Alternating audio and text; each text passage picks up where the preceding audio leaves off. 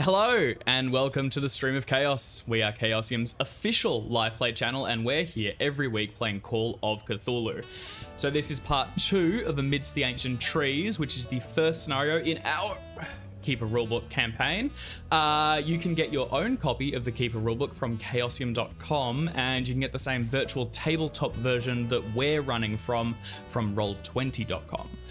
The ambience and music you're hearing is provided by Sirenscape. The captions below each player are from a tool called Web Captioner, and links to all of these sites can be found in the description below us. So during the previous session, our investigators have traveled from Arkham in Massachusetts all the way up to Bennington, Vermont, where they were going to be decluttering an old home in search of documents and historical artifacts, but were sidetracked when a young girl was abducted into the woods, and they have been pulled into the posse, which is going in to search for her, the abductors, and also the $10,000 cash which was taken with them. So the three of you have been walking through the Green Mountain National Forest for a few hours now. What began with you being dropped off on the side of the road by Sheriff Dale Jenkins is now a sort of just on foot trek. You've loaded up with a reasonable bit of gear. You've got tents in case you are intending to camp overnight. You've got rations and food. You've also procured, I think, a couple of firearms, or at least a baseball bat or two.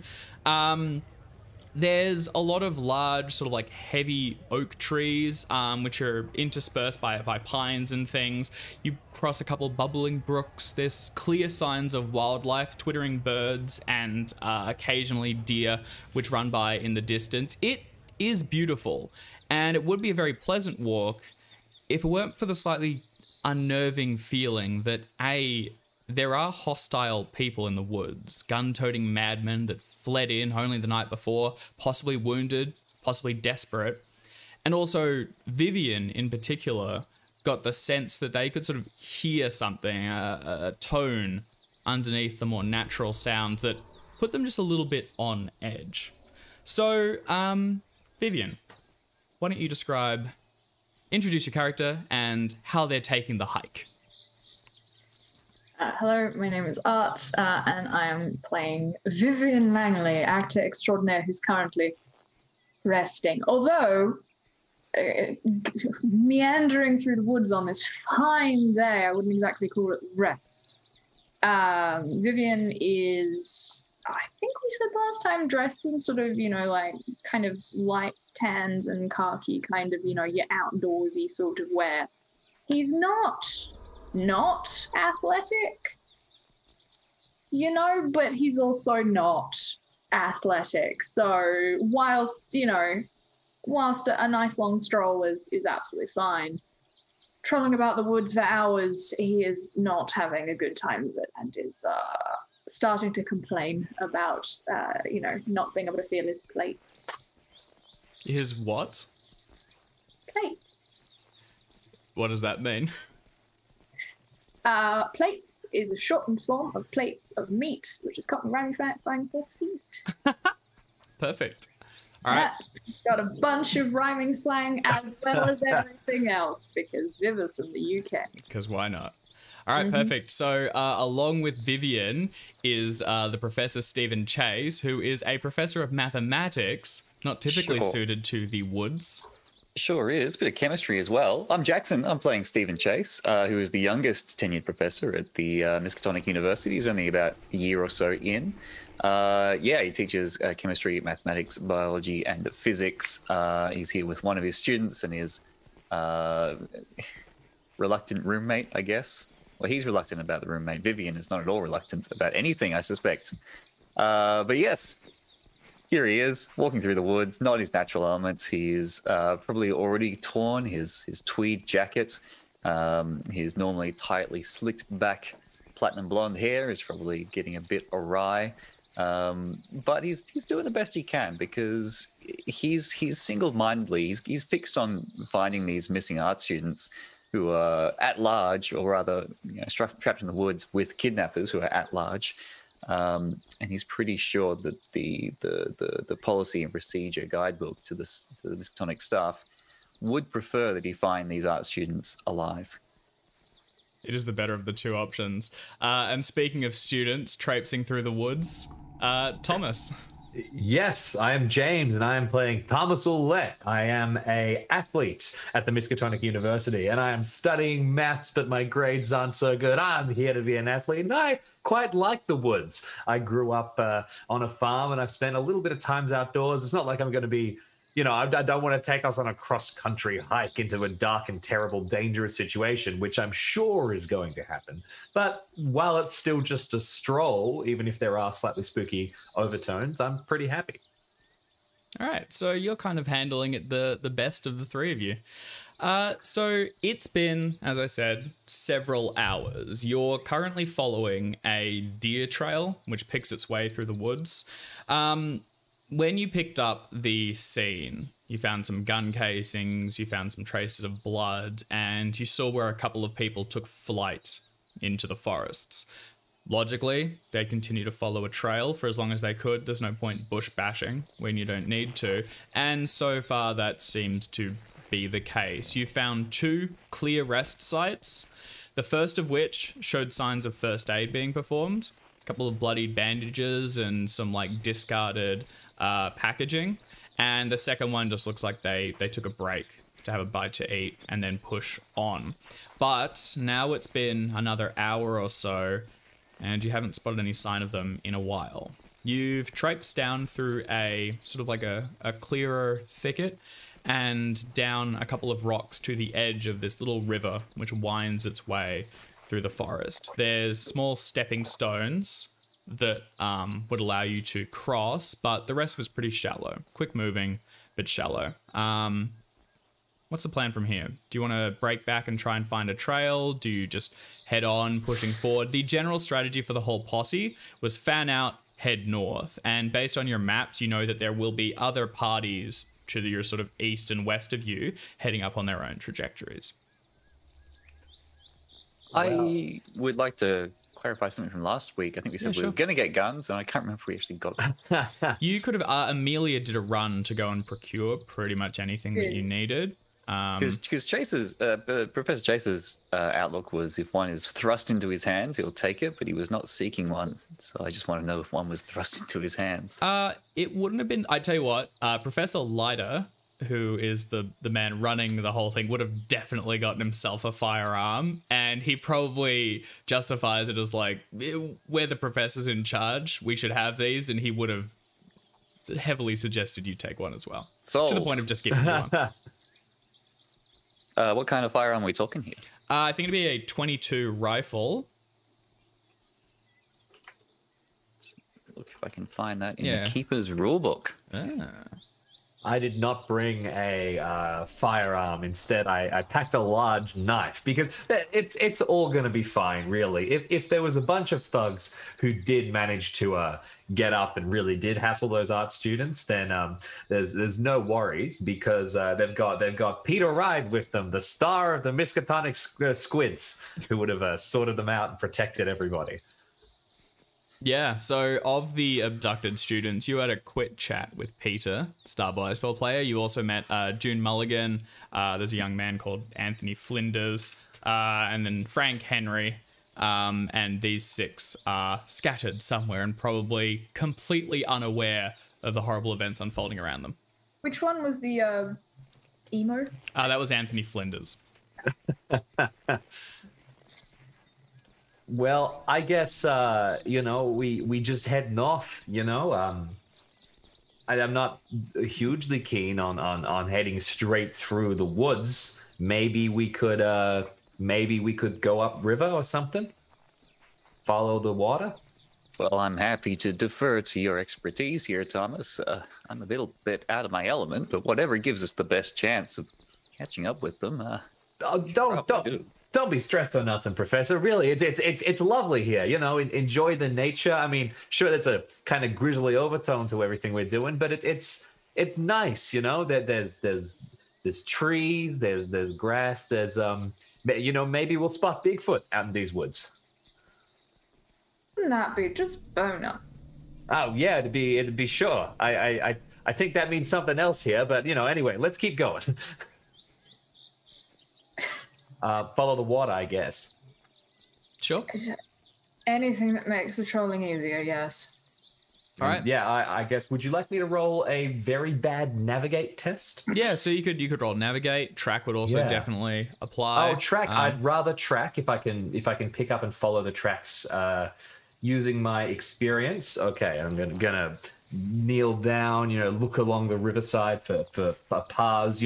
Blood, we know that somebody was injured, and that we might be trying to follow that along, and anything we can do. And I'm going to be unsuccessful. Okay. So you've rolled a couple of track checks now. The first one was when you first set out, which also failed, but you found the obvious path. But from here, it seems as though you have lost them, at least for the time being. They were definitely bound north when you last checked, but may have diverted. Either way, the logic of follow the river is pretty sound, and the three of you scrambled down the bank and begin to plod along the next path. Yeah, mate. If I could actually suggest something, I'm pretty keen to try and impress my friends. Could I push this roll and confidently lead us where I think the tracks are going? Oh, always. So you could double back. You saw signs earlier, and there was a point at which the deer path split in two and actually headed off the planned path as per the sheriff's search stratagem. Go ahead and push the roll. All right, fantastic. Here we go. 1, 2, 3. Oh, that wasn't good, was it? All right.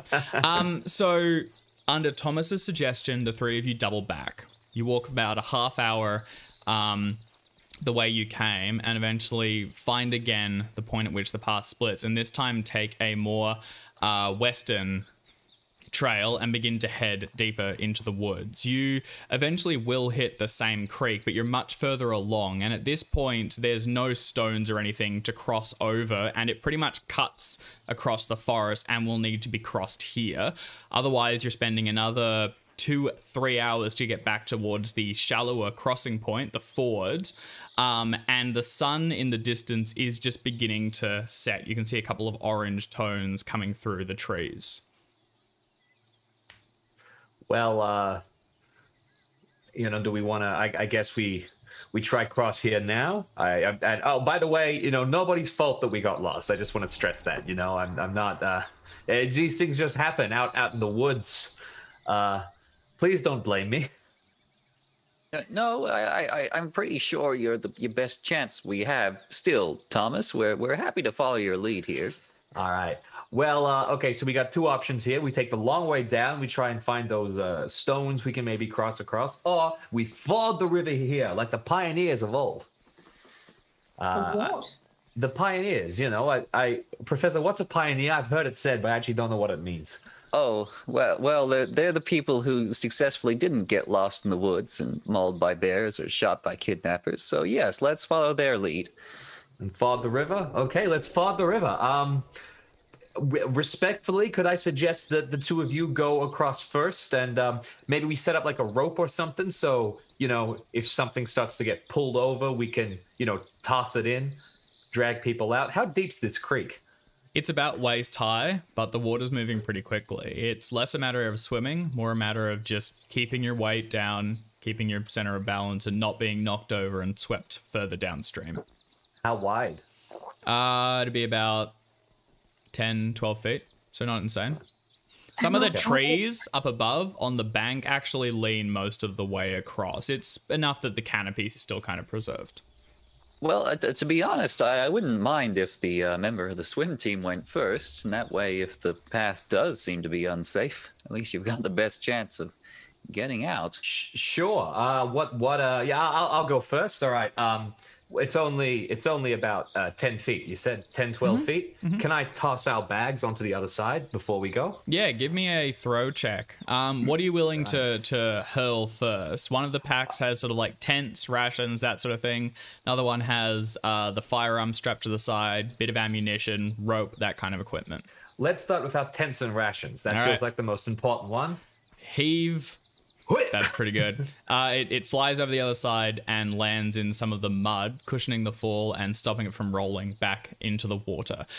In the distance, not too far, but over on the other side, you can see in the brush, a deer's head rises up, looks at you. Oh, wow. And then begins to cautiously walk back and away. And you can actually see other ones sort of emerging from the brush and heading in that direction as well. See, now that's just magic.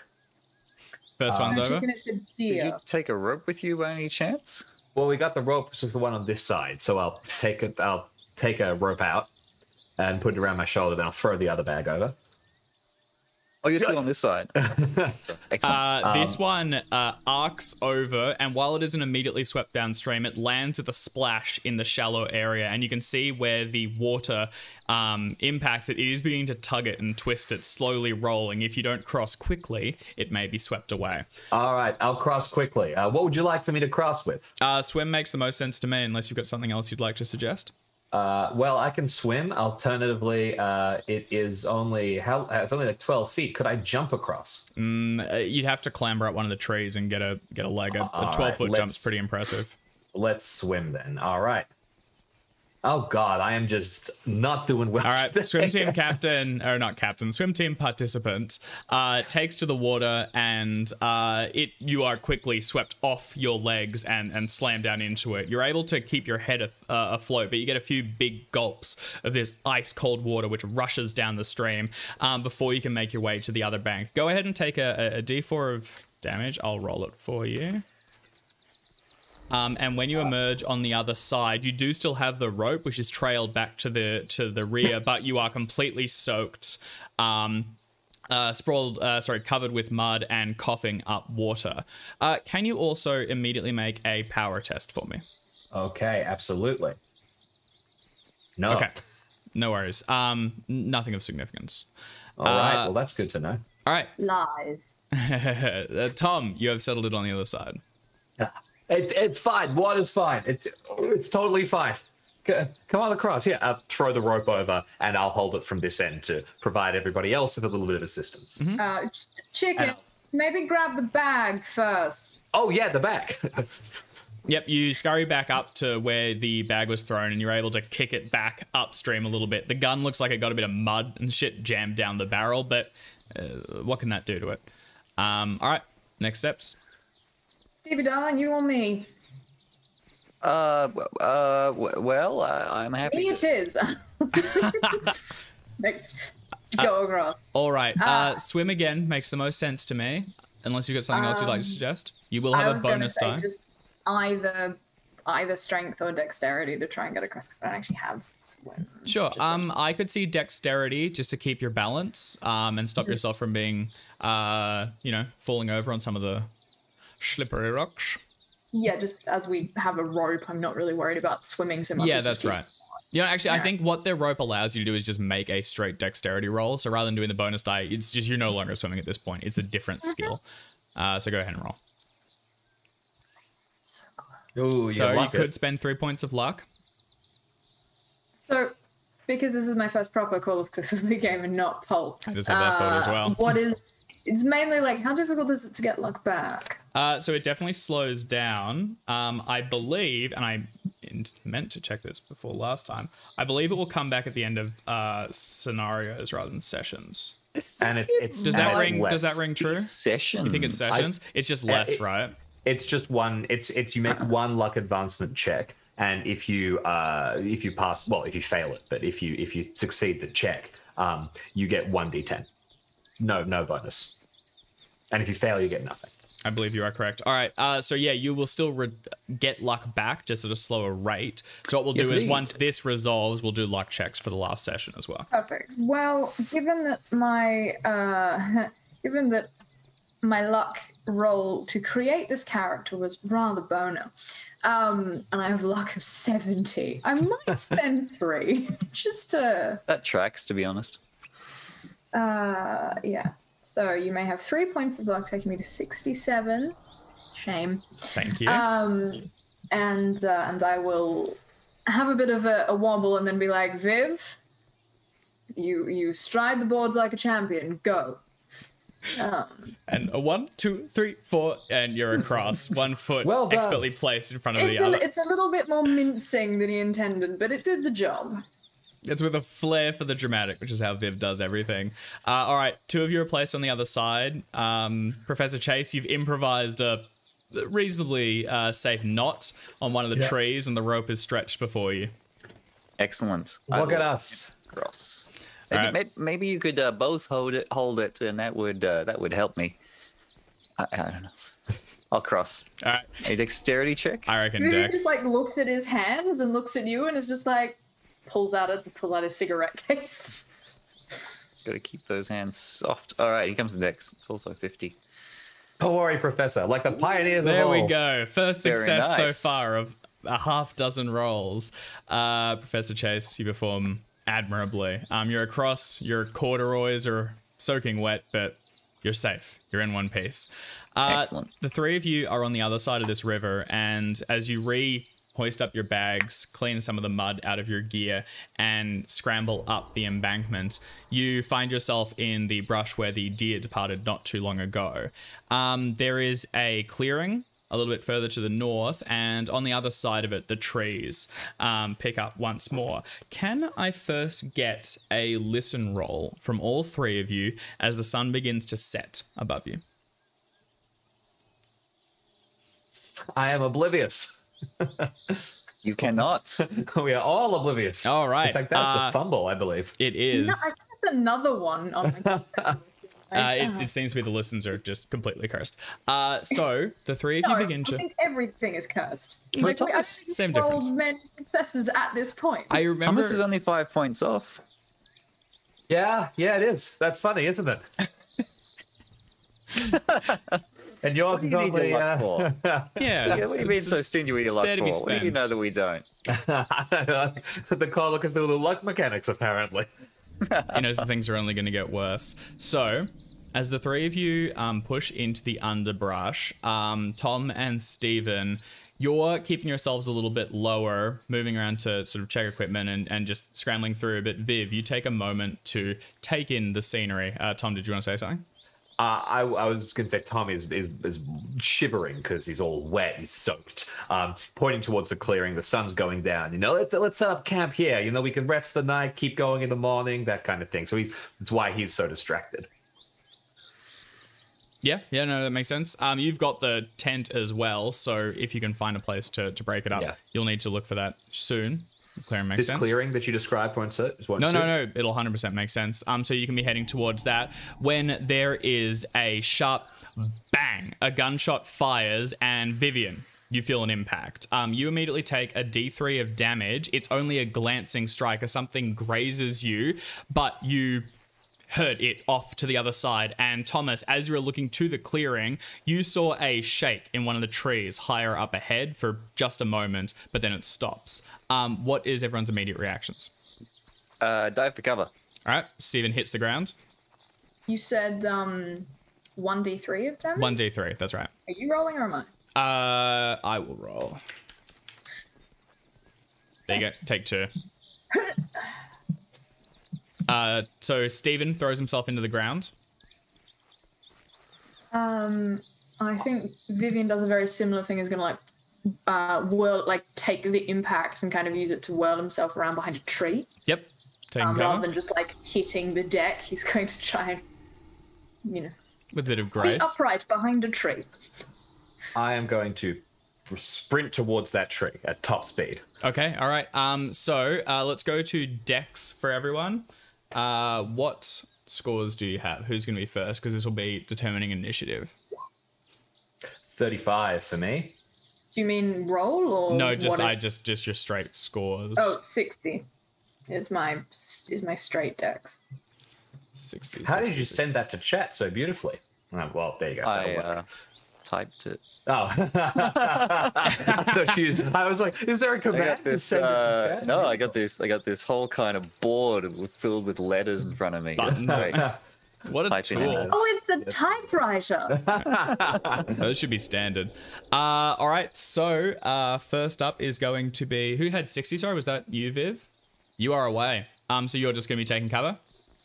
Yeah, I am essentially doing the thing where you put your back to the tree and you're just like, Taking a moment. right, great. And I did get, at the end of the last session, I did get a handgun. Doesn't know how to use it, but I think he probably like goes to sort of like pull that out, just kind of, because they're at a distance currently. He can't skewer them. Yep, no, best to have it.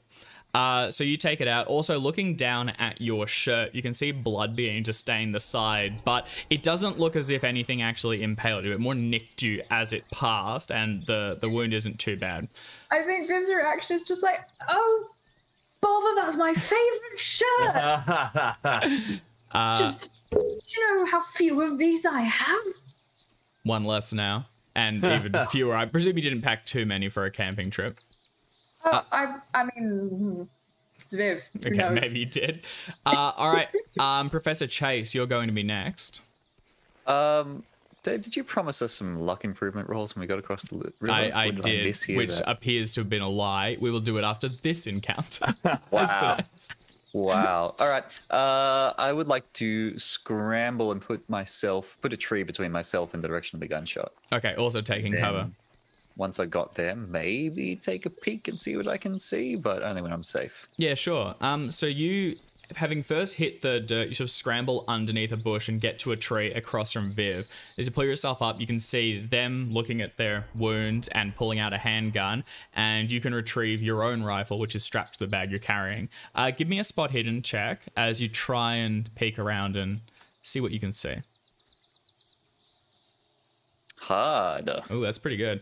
All right. Thomas has gotten up from a crouch and is beginning to break away through the trees and towards the clearing, bound for the other side. You look over and you can see one of the trees shaking, and then for a moment you can the wind catches it with the sun behind it. You can see the silhouette, and there is actually a platform constructed in the tree, like a little tree house, just the flat part of it, and perched up on top of it are two figures, both wearing bright orange jackets.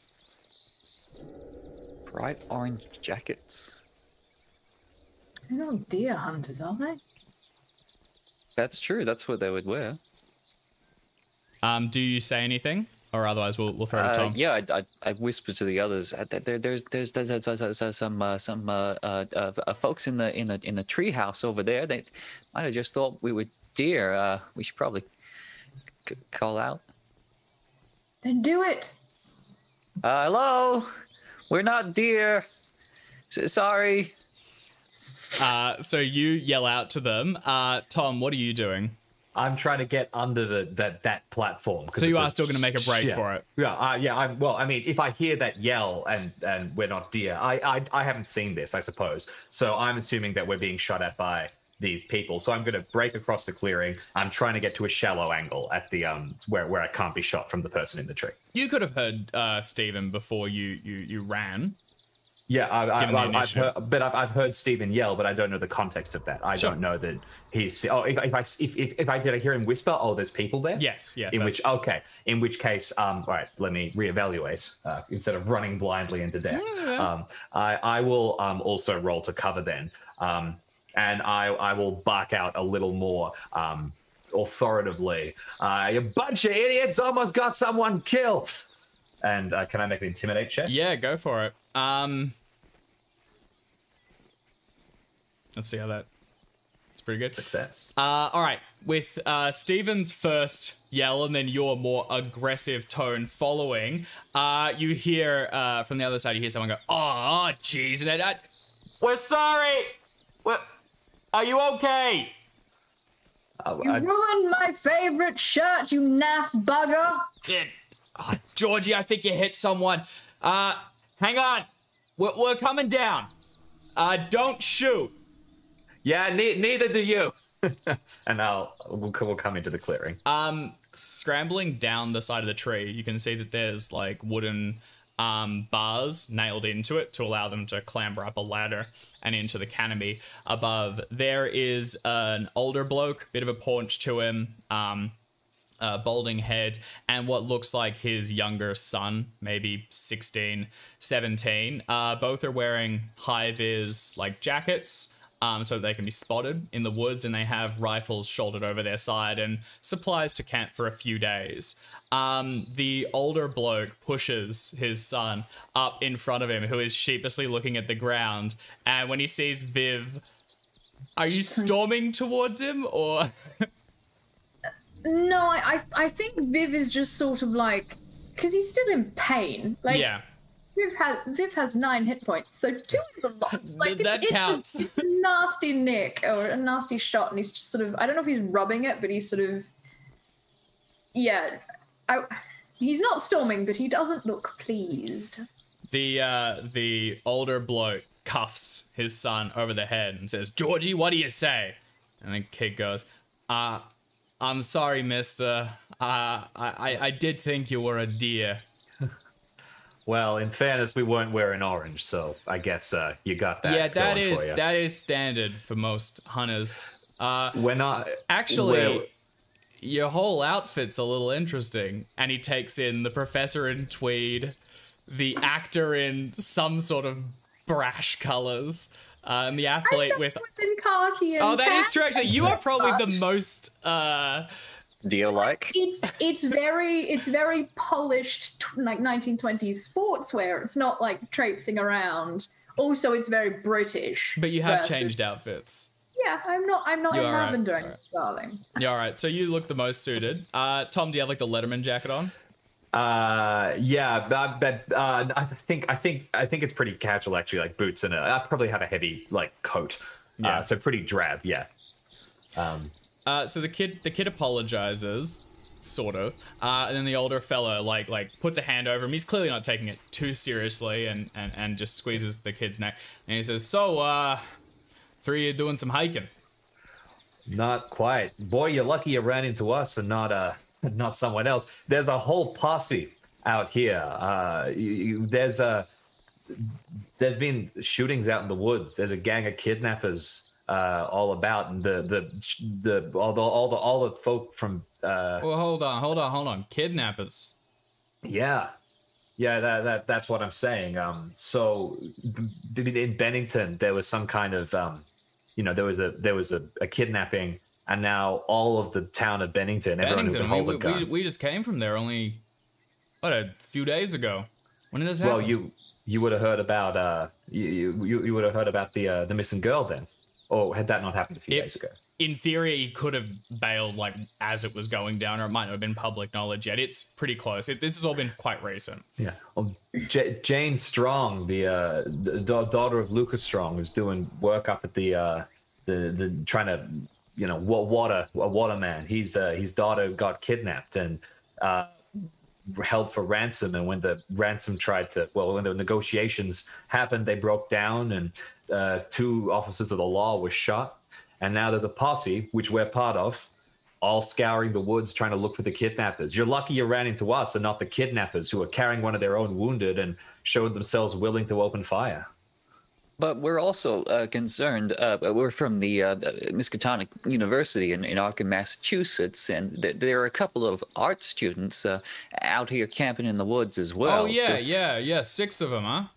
You ran into them? Yeah, no, we, Georgie and I camped with them just last night.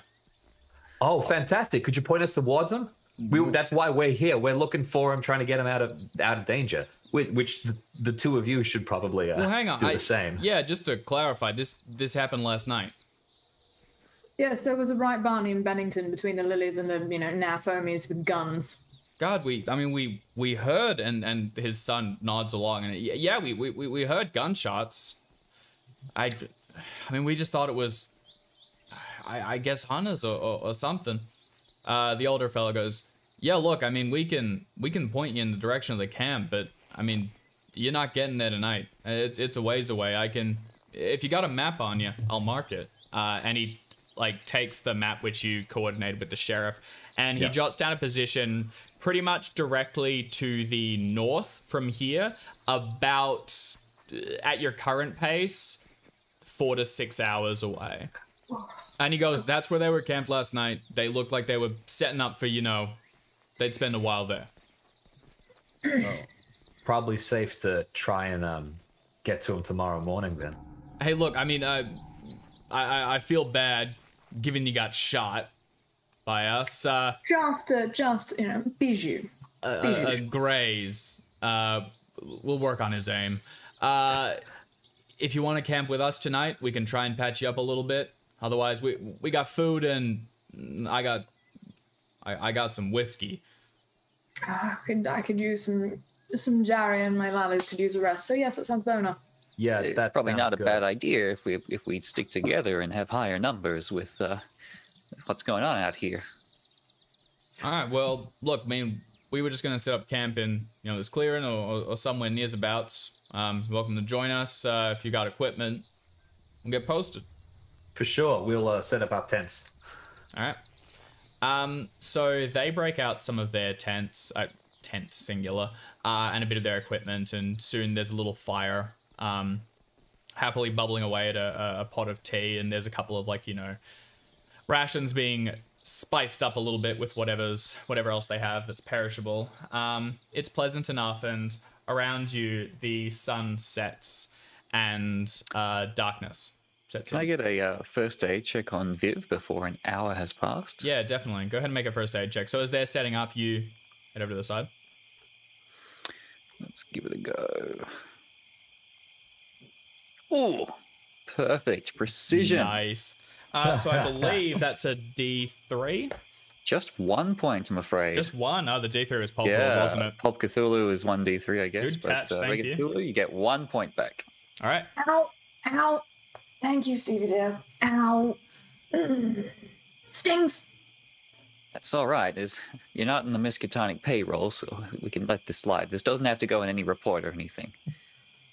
I'm so glad that my health and well-being doesn't need to be reported to anyone. I appreciate that, Stevie. I really do. Well, while we're talking about reports, Professor, I'm pretty sure I swallowed the fish earlier, so I don't know. Well, you won't need dinner then. Oh, I'll need What? double. You managed to swallow a whole fish. I mean, Oh. a lot of water at least. As worse things. It's Professor Chase looking at Thomas. He looks a bit beat up as well. Would you like to try and Oh, apply does some he? I first didn't. aid? I forgot. Yeah, no, I totally forgot that he took bumped damage. in the water a bit. You're All basically right. just telling him to spit it out and stop swallowing the water. But No, if he's got grazes and scrapes, then I'll try to patch those up as well. Ooh, well fantastic. Go ahead and very take a point. nice. Just call me Dr. Waite. Yeah, so you tend to these two as George and Alistair Lawson set up the camp around you, and your own tent can be assembled. The three of you inside it will make it a little bit cozy, but it's a pleasant enough evening, and the five of you seat around the fire. What's the go? How late are you going? What do you want to do? It's early to bed, early to rise. We want to get going right at sunrise to get to these folks. So, Sure. I mean, I don't need any more wisdom, but if you insist.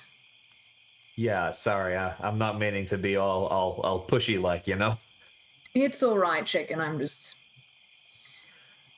favorite shirt and that. No, absolutely. You've been fired upon in the pursuit of justice. You're a hero or something. We are sorry.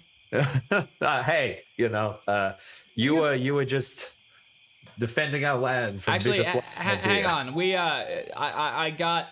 He rummages through his bag and pulls out this ratty XL size work polo. It's got a few, it's frayed at the edges, a bit of dirt on the edge. I was here. It's yours if you want it. Are we still vaguely near a stream? Mm-hmm. River's like, no, that's fine, darling. Just, avert your eyes. And he's going to, take off his shirt and rinse it in the water to get as much of the blood smell out. Yeah. And then he's going to, put it by the fire.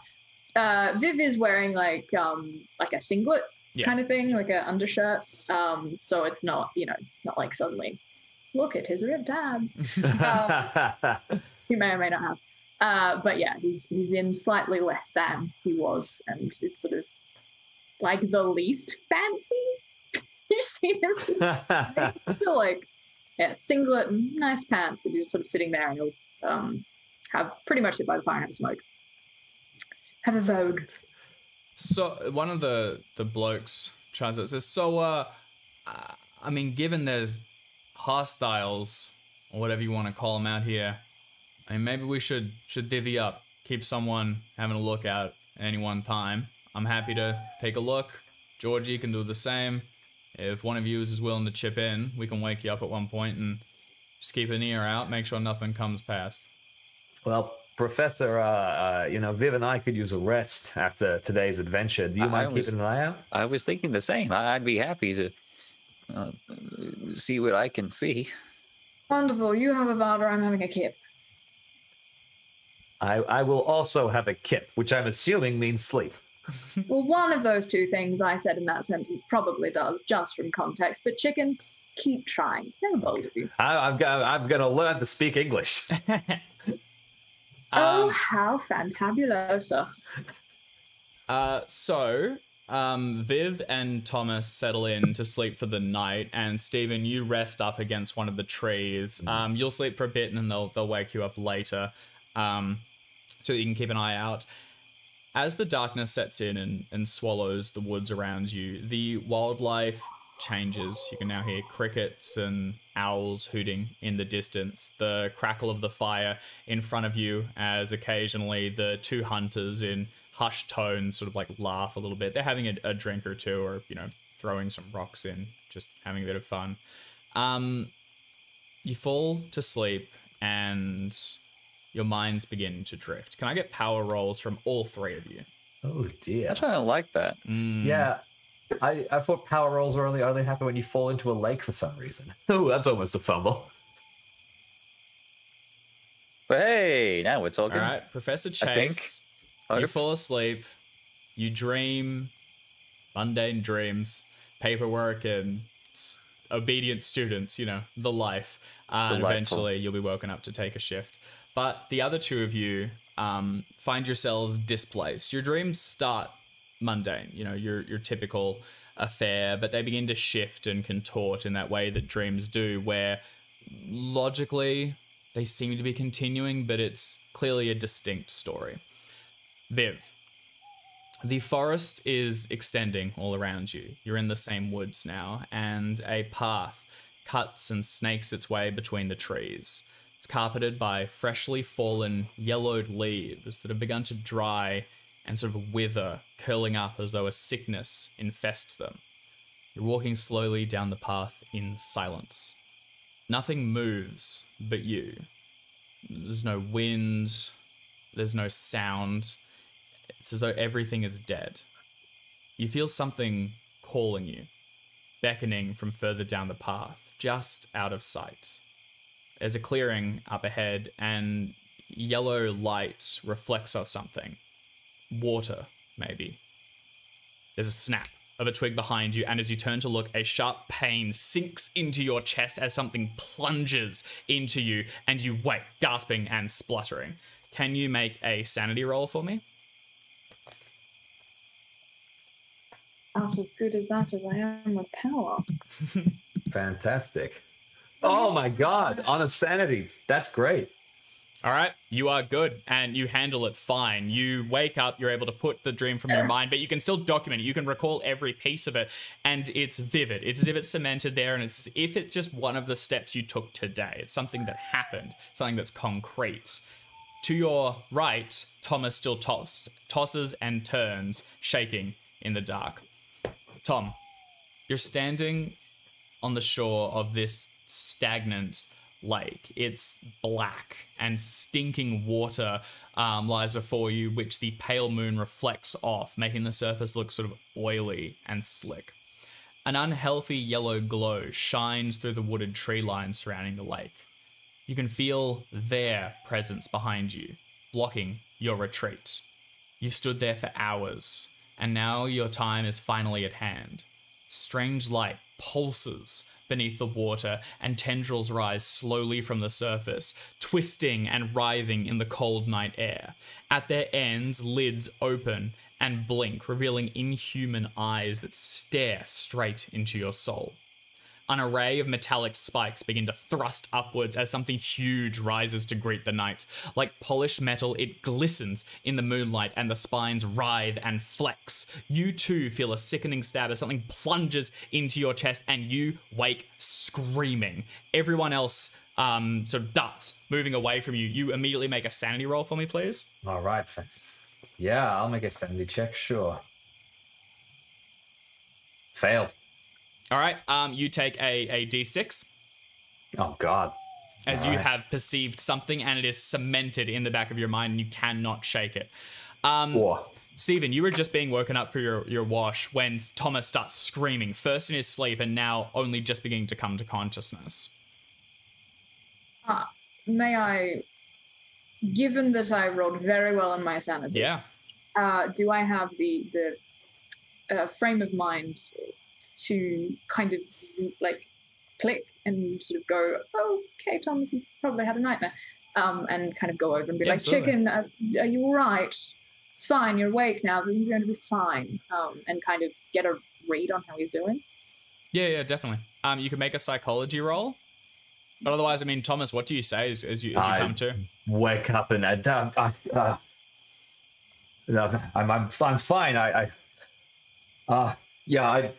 I just give me a second. I'll stumble out of the tent to get some fresh air. You walk out and the darkness around you, the fire has faded away to just coals, and in this clearing the moonlight is directly above you and you can't help but shake the feeling that it's in the exact same position it was in your dream moments ago. It's as if it's just being matched. It's as if you were in a different place but at the same time. The hunters, the kid, looks up blearily at you from the tent, having been woken by the scream. And the older fellow heads over and just claps you on the side. Goes, you all right, son? I stubbed my toe. Okay. Yeah. I better get Chase back for his watch, you know. Better get to there. All right. Sleep well. Yeah. And he will relieve himself, actually, and Professor Chase, you will take a watch. Viv, Tom, you struggled to get back to sleep tonight.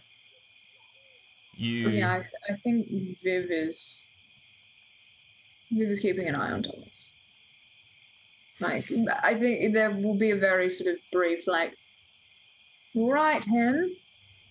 Yeah, doing fine. Yeah. Sleep doesn't always come easy. No, I might wear myself out or something. I'd probably go back to my athletics to try and calm myself down and do a couple of, I don't know, push-ups outside the tent or whatever to try and ease the... kind of find a routine. Viv will sort of sit outside the tent and have a smoke and probably just watch Thomas, partially because he's Burner but Jeremy, but also because he, probably wants to make sure he's not going to start screaming again. So over the course of the remainder of the night, Tom, you pace for a bit and then eventually find restless slumber. Viv, you post up and keep an eye on him, and it's only when he returns to sleep that you let your own lids close and drift as well. You were less shaken by what you saw, and you're able to, I guess it's up to you how you argue it away. I don't know if Viv believes in some flavor of vision or if they just discount it as a dream with no intent. Viv is not unused to being woken up by unpleasant things in the middle of the night and having to eye off safe places to sleep and people therein. So I think it reminds him of something in his past, but it's something that he sort of experienced before, so I think that's why he can sort of be like, yes, okay, like we've done this dance before, kind of thing. Not in that specific way, but people come looking for you in the wee hours of the morning to try and, I don't know, take you away somewhere fun. Yeah. Yep. So you're keeping an ear out and you're used to being aware. But you feel safe at least with Stephen and everything, and eventually you're able to fall asleep. Professor Chase, can I get a listen roll as you take your watch, and as it gets into like the early hours of the morning, you're the only one awake? Surely can. You surely cannot. Professor Chase, come on. You aren't. It's my first day. You aren't able to locate it, but late in the night, somewhere to the north, a decent distance away, you hear the pop of gunfire. Oh no. You don't have an exact location, but something has occurred deeper in the woods. But little else, and once the sun begins to ascend, you wake the others and begin your day. So everyone can heal 1 hit point for the night's rest, and also everyone make a luck check now, and let's resolve that as well. Huzzah. Hurrah. Yeah, wouldn't mind a bit of luck. All right, I have failed. We have so I'm gonna roll. just astonishingly well. But hey. Oh no. I had 20 luck. And you're getting no more. Now I see why you didn't spend that full before. Yeah, funny. right. Also, chicken, just remember to turn your rolls to verbose. Oh, of course. Yes, will do. All right, well, I'm going to roll a d10 and get some luck back. Yeah, take it if you can get it. Hey! Nice. Everything's coming up, Stephen. All right. So Oh no, bijou Stevie. George and Alistair are gearing up. They're going to pack down the area, and their plan is to head back south and make for Bennington. They wish you good luck, but hopefully they'll see you soon. They might head back and actually rejoin the search effort. They'll just confirm with the sheriff first and actually understand the situation before they stumble blindly through the woods. They wouldn't make very good investigators. Gotta stumble. So, for the morning, you can regather your equipment and set up once more. The plan is still generally north, but you have a little bit more information now. One, you have the mark where the artist's camp presumably is, heading north-northwest. There is also the gunshot you heard last night, somewhere to the north. And there's also the trail, which you've lost, of the actually fleeing party. What's the plan? Let's head to the artist's camp, right? That makes the most sense. If we can get them, then we can just leave, you know? At the very least, we need to inform them what's going on and then try to get them to safety. Absolutely. Viv is just like kind of a bit bleary-eyed. First cigarette of the day. It's just like... So the plan is to troll through the woods, go sharpering for the Dolly Colones and Omis, and then head back to Bennington? I guess so. Yeah. I mean, maybe if we find the artist, maybe we can send them back, and then we can keep looking ourselves. But also, that might not be such a good idea. Is there a reason? Oh, that's right. Money.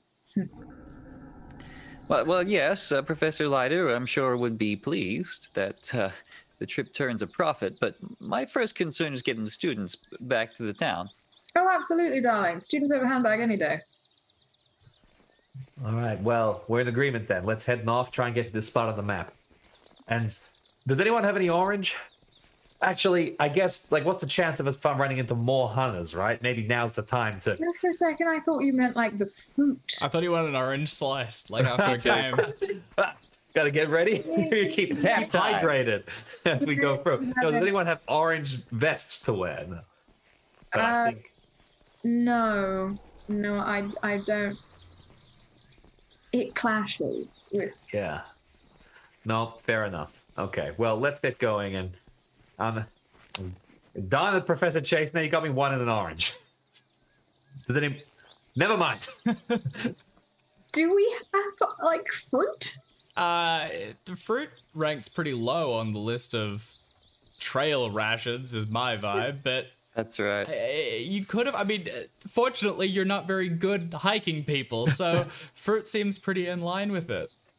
Ah, what's my luck? I've got a mandarin and a mango. They're both Everything but orange. what I want. Ooh, a clementine. That's not. All right. The three of you saddle your bags and head north, bound for the artist camp. You're able to pick up a couple times you find like broken branches and things, which indicate this is the way that the two hunters came from. But there's no clear trail, and you're doing a lot of actual like navigating by like a little compass and getting the read. I need a navigation roll from someone. As they Considering we have the map, can we do it with advantage? You can definitely take a bonus die. I think it will be, unless any of you have any skills in it, will still be base. Well, And it's all a matter of time, you know? I'm kind of playing the guide here, so should I do it? Sure. I mean, my navigate's 10, so Yeah. knock Well, yourself out, Hen. Okay, well, this is gonna go absolutely great. Nope. And rolling Bonus with die? a bonus. Nope. Yeah, closer, but still no. Unfortunately, the three of you just never did, you know, orienteering with scouts or whatever. And although you are still heading north, it's going to take you a while until you hit the exact path. Now, the trees are getting denser as you get deeper into the forest. They crowd around you and they block out the sky above. The sun is at its peak, but it still barely makes its way down towards the ground. And you begin to notice that the wildlife has abandoned you. There are no like sounds of birds anymore. There's no deer moving, and there's no real life in this area. A lot of the trees seem to become sort of thicker but aged. Like they have like dry exteriors that have cracked and broken, and the leaves where they fall, I mean, we're in the height of summer, but they look withered as though mid-autumn, heading towards winter. It's Thomas that finds the body. As you've broken away from the camp and you're not in the right direction, but you stumble across it underneath a bush where it curled up and tried to die. It's Frank Marianelli, the gentleman who carried the camera equipment, and you can see he's still wearing like this kind of travel shirt, boots unlaced and hastily put on, and in the side of his stomach a large knife is embedded and blood has pooled forth from it and stained the ground beneath it. I immediately need sanity checks from all three of you. Jeez. Jeez. Can I luck that? You can. It's going to be a D3. Oh, sanity check. Can't luck a sanity check. Oh yeah, you're right. Sorry. Good catch. Good catch up. The only rule I know about I know, sanity is we keep not knowing it, so it's a good one to have. cannot luck a sanity roll. All right, all three of you take a D3 of sanity loss.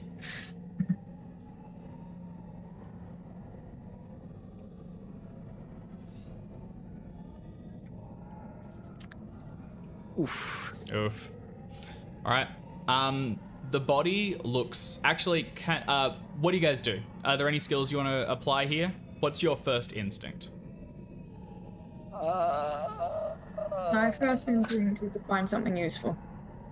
I go to the guidebook Okay. to see what Yeah. the procedure is for finding a dead student on a field trip. Okay. All right. So you figured, like, pull out the little pocket handbook and begin to thumb through the pages. Viv. My first instinct is to go over to the body and try and find something useful. Okay. Do you want to give me a spot hidden check, or medicine would be like for the state of it. Tom. When I say something useful, I mean like I'm going through pockets and trying to find things that are useful for us to continue living. I actually kind of do. This individual, Sphilium, as horrible as it is dead. Yeah. And it's not fun, and I don't like it, but it's not the first time, and I'm going to do what I have always done. All right. Which is live. Tom, what are you doing? You both do see Vivian heading over and like beginning to go through the pockets. I take a few moments to go over and like clear my head, and then we'll spot Vivian. What are you looking for? Anything helpful? Oh, okay. Jeez. It looks like the kidnappers got here. But where's the rest of them? Where's everyone else? I don't know, chicken, but we'll find out. There is a path where Frank broke through the trees to get here, leading pretty clearly a little bit further to the east. You can follow it. Vivian, with a failure going through their pockets, it looks as though they have like nothing on them. Literally nothing. It actually looks like they emptied their pockets, and like not even just like minor coins or whatever. The only thing of significance is the hunting knife, which is jammed up through their gut and under their ribs. It's got a serrated edge, and although it would be useful, withdrawing it would basically be hacking through a corpse to pull it out. It's doable, but as you like even look towards it and reach to it, you can see Frank's like glazed over, clouded eyes looking up and at you. I don't go for the knife. I pointedly don't touch like the thing that killed him. What I'm only doing is going through pockets, looking through like if he's got a jacket, going through inner pockets, trying to find anything that a dead man no longer needs that I can use to keep living. No, nothing there, fortunately. He's sort of curled up, and it looks like he basically found a bush to crawl under and die. Yeah, I'll turn around and sort of look at the others and be like, there's Nancy on him, unfortunately, but,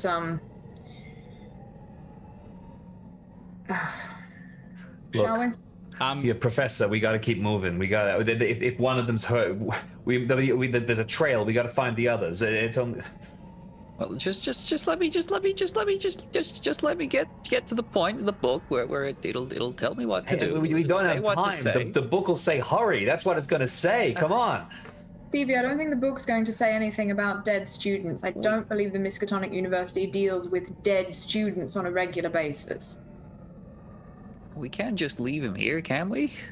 Yes, we can. And we're going to. Look, it's leave him here. Look, we don't have time for this. The other people could be in trouble. They could be in danger. We got to move now if we're going to get there. All right. Can we put some kind of marker so we can find the place again? I mean, we've got the mark on the map, right? We know kind of the area. I guess. I don't know. Let's leave. I'll take off my outer jacket and turn it inside so the brighter colored internal color is visible, and tie it around a tree so there's a little marker that we can see. All right, well that'll be fine. All right, come on. Dear, is this your first dead body? Yes. Is it not yours? No. Oh, well, I guess you had the war over there in England, right? Yes, the wall. Okay. Well, all right. Well, come on. Let's keep going. Let's get along that path. Jeez, poor Frank. He's not Frank anymore. He's dead. Let's go. All right. And with the jacket lashed to one of the trees, hopefully to be found again, it's dense here and hard to navigate, you set off on the trail that Frank made as he bashed through the trees, fleeing for his life. You follow it, and you can see splatters of blood, occasionally like handprints left on some of the trunks where his own viscera was left against it as he pulled himself away. And eventually you break into a small clearing. There are several tents set up, but they have been like broken and fallen down. You can see canvases scattered amongst the ground where the paintings they were working on have been ruined overnight, and there is no sign of life. And that's where we'll park for a short break, which we'll pick up in about 10 minutes to see what happens next. So, see you soon.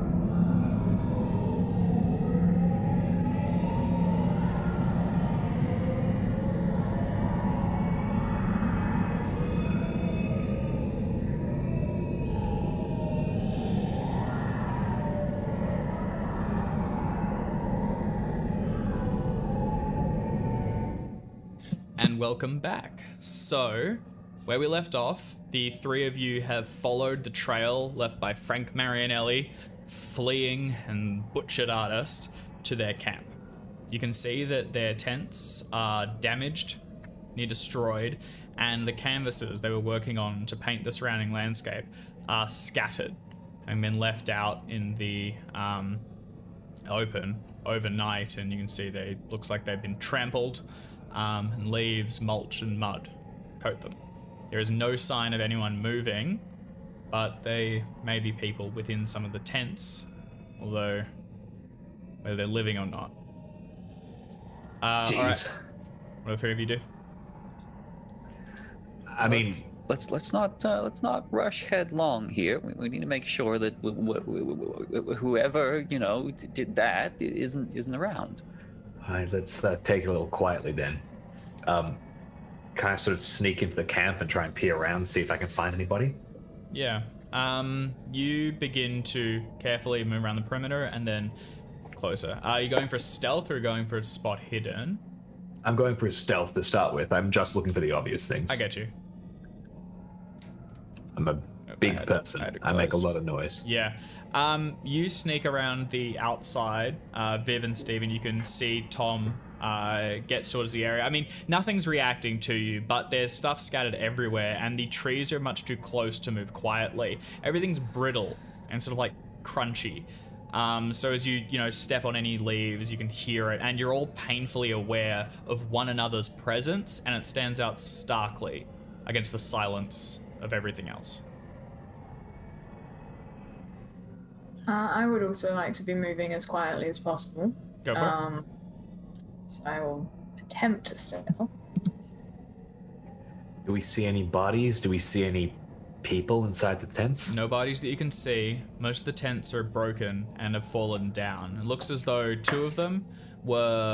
three were larger ones, two of them being for couples, and one of them being a sort of communal work tent, and then two smaller ones were set up just a little bit across the way, which would have been for the solo campers.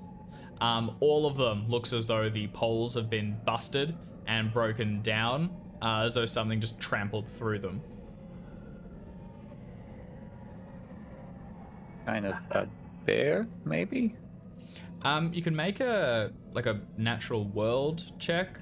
If anyone has any... Biology? Biology would definitely apply, yeah. Wait, really? Yeah, I mean, I could see it. Actually, yeah, you're right. Definitely was a stretch. Biology could apply. Art biology? Yeah, go for it. I don't think a bear can hold a hunting knife. No. Yeah. Can't confirm it. I mean, the other benefit of... Actually, sorry, I'll leave that. So you move over and begin to look at tracks and trails, trying to get a sense for what could have done this. Tom and Vivian are both trying to move cautiously and quietly, but the atmosphere isn't really conducive to it.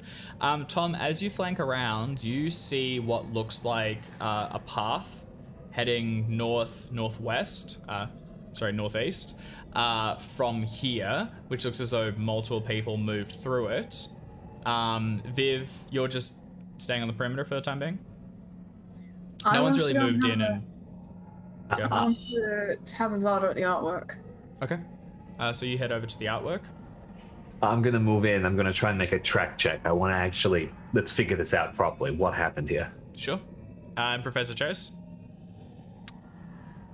I'm going to let everyone else go first. Okay. All right. Tom, go for a track check. That's a hard success. Okay, nice.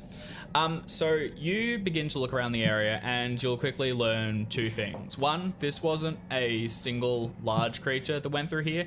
It looks as though this was trampled over by boot prints, for one. Looks as though people did it. And it looks like it was multiple, maybe 4 or 5 that went through and broke down tents, gathered folks up possibly, and then you can see a... maybe 5 or 6 people heading on that northeastern trail by your gathering. Looking in through a couple of the tents, you can see signs of like disturbed like sleeping bags and things, which have been ripped open, cut open in some instances, where people were rapidly ejected from them. And it looks as though basically they were fallen upon while they slept. With my track check, can I tell it when this happened? Was this last night? Based Or on the your night track before? check, you would believe this was, yeah, you could probably tell this was last night. We were too slow. They got here last night while we were resting in that damn clearing. But that means they're only a few hours away.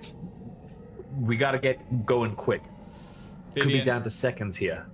Viv, as you lean over to some of the canvases, some are dried and they show, like, you know, wildlife that they saw, an owl that was nearby, and some of them sort of have been cut away from the canvas and rolled up, preserved to take back home, and show the sort of greener outer perimeter of the forest. But a couple of them are still wet with paint. Seems as though like the humidity of the area has preserved them throughout the night and into the morning. And as you look at them, you can starkly see one which looks almost exactly like the image from your dreams. It's a path winding through the forest with yellow leaves scattered along the floor. And in the distance, where it ends, you can just barely make out what looks like a cabin or a structure, but it's kind of, they've taken some license with it. It's like a representation of civilization or construction, maybe. Could you make a sanity roll for me, please, as you see basically your dream portrayed through paint on another person's canvas? Oh. You will go ahead and take, what did you roll last time? Oh, you critically successed, didn't you? You critically succeeded. Yeah, I critically succeeded for the dream itself, so...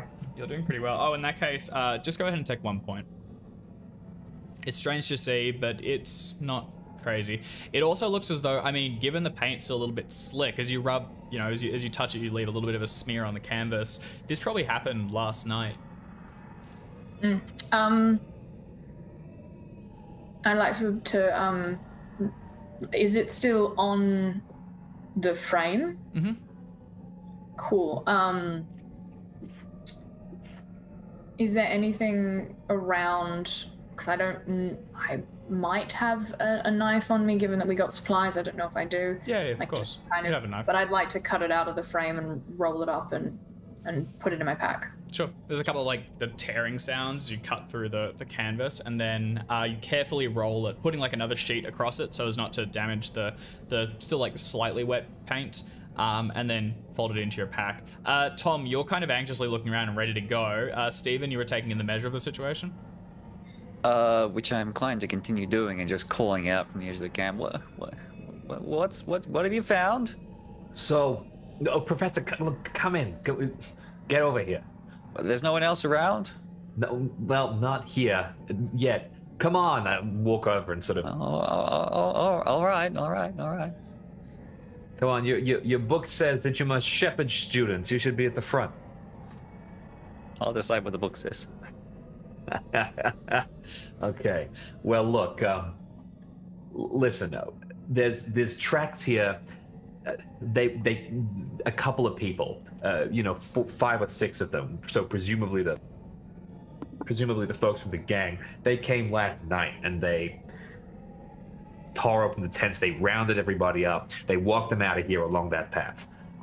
I guess that Frank tried to run and got stuck when he tried to do it. Well, that follows. I suppose if they're kidnappers, they don't mind collecting more kids. Yeah, which means they're only a couple of hours away at best, and they're going to be moving slower than us because they got to move all of these people at once. We can get there quick, and we got to get there quick. They've demonstrated that they're willing to kill. We got to move fast. I suppose it just wastes time to go back now and talk to the police. I don't think the lilies are going to be much help. Better get moving. I'm with Tom on this one. Maybe we could fire off a couple of shots, kind of like an SOS beacon. Start drawing people near. Well, yeah, but then the kidnappers are gonna know where we are as well, and they'll know we're coming. Well, I are you see. planning to be able to assault the kidnappers Solo like the three of us? I don't know what I'm planning. I don't know. I don't know. The book doesn't say what to do. Viv might go up at this point and just like go and stand in front of Stevie, be like, Stevie, and then slap him. Be like, slap him, and be like, this is not the time to lose your mind. Right? Chicken, over here. Butcher's only as ever there were. Keep them both safe. I am here to keep your jollies up. So,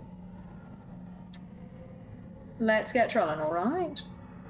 We're gonna be okay, Professor. They're all gonna be okay, all right? We just gotta get close to them, you know, and tell them that people are coming.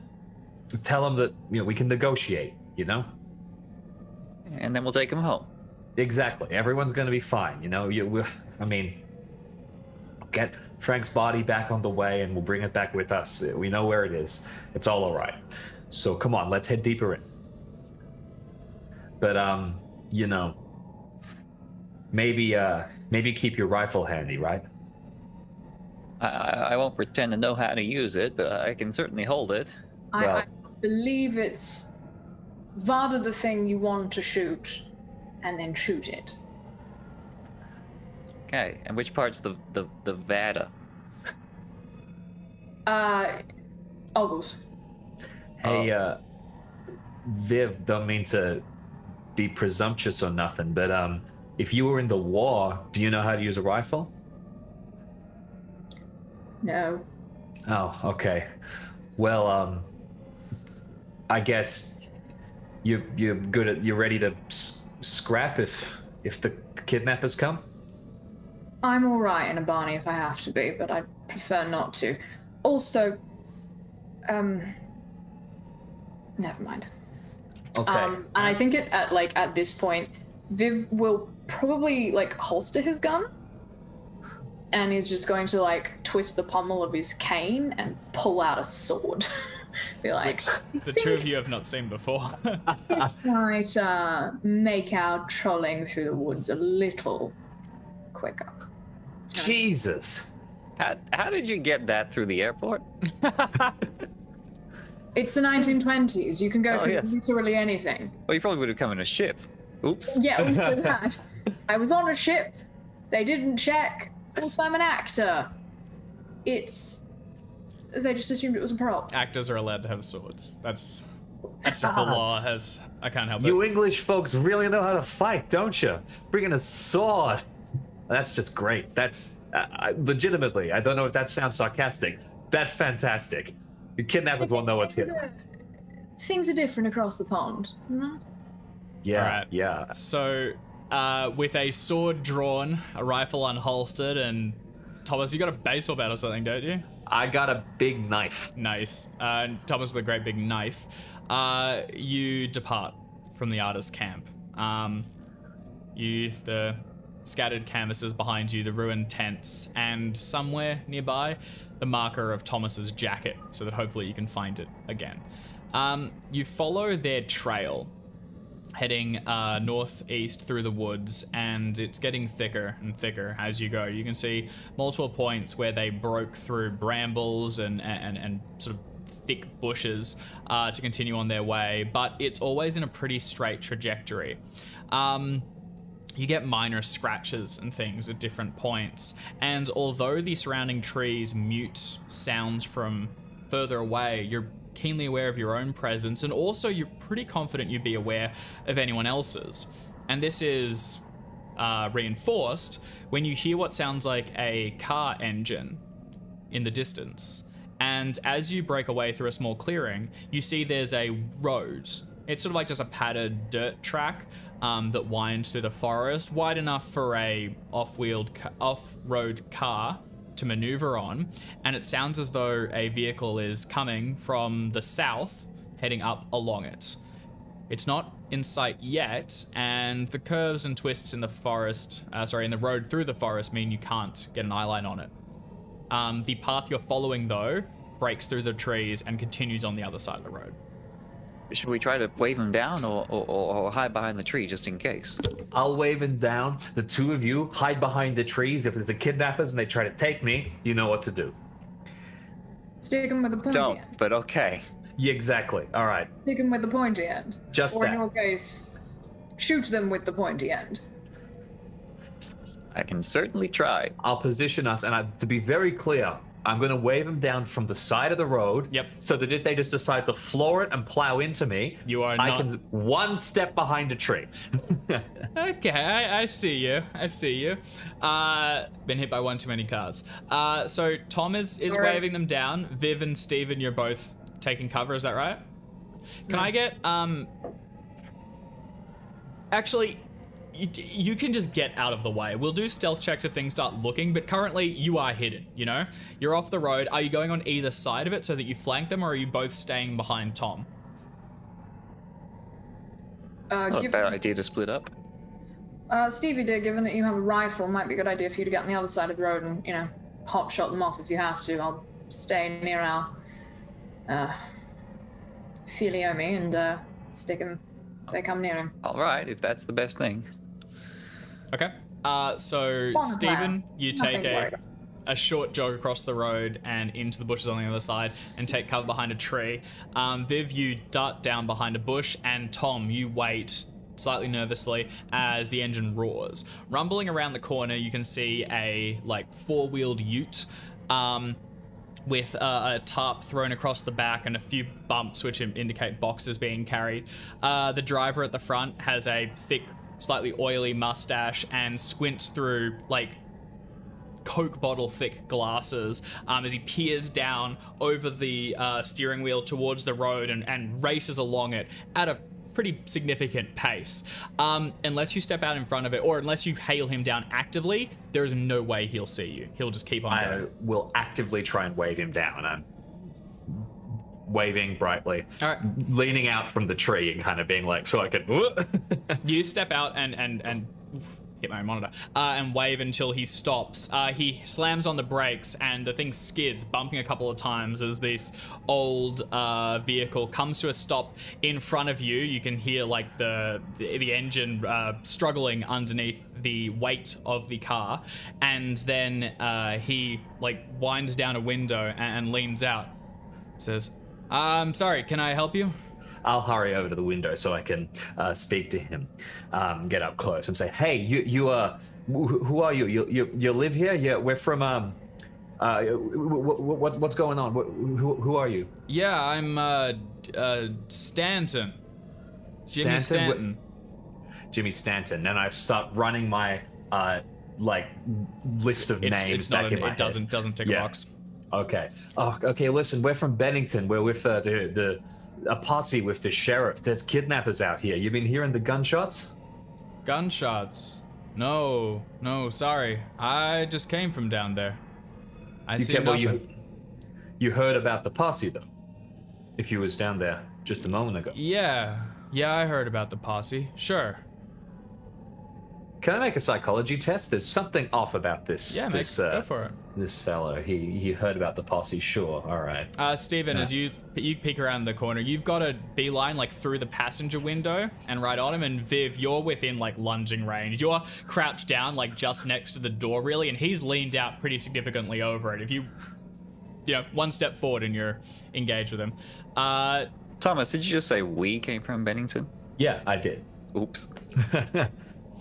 Elenzer goes, "Yeah, sure, posse. I heard about it and gunshots. Something around these Yeah. parts." Well, what? You live out here?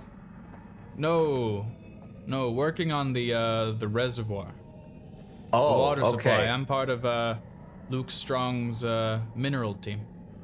I see. Well, it's your boss's daughter's the one that got taken. What are you out here for? You part of this posse? That's right. Okay. Do I have enough of a beeline on this guy to also make a psychology check at this point? Because it's... Yeah, go ahead. You can both hear him talking. He leans over and he runs his fingers like nails Bad rolls tonight. Really bad rolls. Bad rolls. Oh well. He runs. Fumble. He runs his nails along the side of the paint, chipping in a little bit. You can hear like squeal of metal, and he goes, "I can give you a ride up to the reservoir, and then you can maybe ask around yourself. Maybe someone there's seen something." Oh, we might not be headed to the. Where were you going in such a hurry, tearing along like the devil's after you? Supplies and things. I mean, work's getting late. Can I just lean back from the window and glance inside the ute? Is it full of supplies? Yeah, look in the back. You can just go up to one of the tarps, and he doesn't make any move to stop you, as you can like draw one of them up, and you can see that it is filled with crates of dynamite and pretty flash-looking mining equipment. Put it You're back hauling an interesting load. I'd be driving a lot slower with all them explosives in the back if I was you. Oh, I appreciate, the concern. Well, so do you want to ride, or you gonna walk? I reckon we were chasing people who are on foot. Reckon we'll stay on foot. But I'll tell you what. Why don't you let everyone up at the reservoir know that something's going on? Yeah, maybe tell them there's kidnappers out there. Last thing we want is for them to get up to the reservoir and take everybody hostage. That's what they've been doing around. Yeah, okay. I'll let them know. You stay safe out here, yeah? Yeah, we will. And you ain't seen nobody? You ain't seen a group of people walking past, anything like that? Oh, like I said, I just took the road right up. Came from the south, through Bennington, and, well, I didn't see anything. I heard a couple things, and I heard about the posse.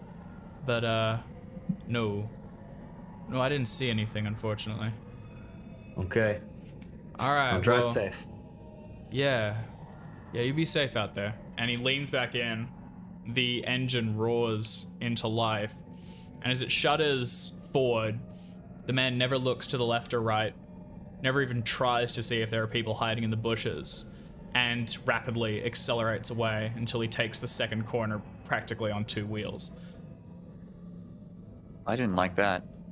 I think Viv stands up and walks over to Thomas and is just like, chicken. I'm starting to suspect there's something in the water. Water? Up at the reservoir, you mean? Maybe. Well, he seemed a little out of it, didn't he? He did. I don't know. Just a bit. Maybe it's a charming local attitude or something. Although he ain't no local, so. Regardless, I think we should troll on before it Yeah. gets late. Shout to the students. Let's see if we can pick it back up the trail, I suppose. I'll have a look for the tracks and see if we can. It's no issue finding the trail again. And a quick look at your map will confirm that the approximate direction that this trail is taking you is towards a lake, not far from Somerset, where you were previously told the reservoir was being constructed. The road presumably goes there as well and would be the easier path, but I think you're going to break into the trees and follow along after the artist. Is that right?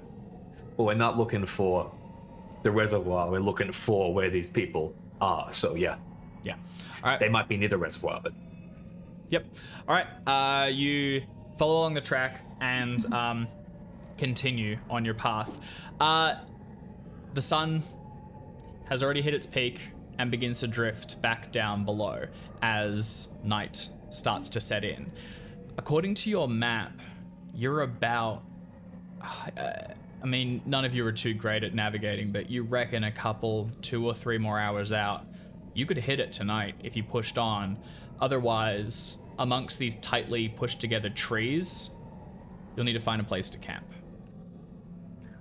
Last time we slept, we put people in danger because we weren't quicker. We got to keep going. I think it's probably best if we try to close the distance while we can, so that they don't get too much further ahead. Look, sure. I'm generally not one to give up on my beauty sleep, but I'll make an exception. Well, we appreciate that. Look, they went into the tents in the middle of the night, which means they should be running on empty. Haven't had much sleep. They should be stopping soon. And if they don't, then, well, we're going to be in better shape than them. Makes sense. I would hope. All right, once more into the fray. All right, can I get a constitution roll from everyone?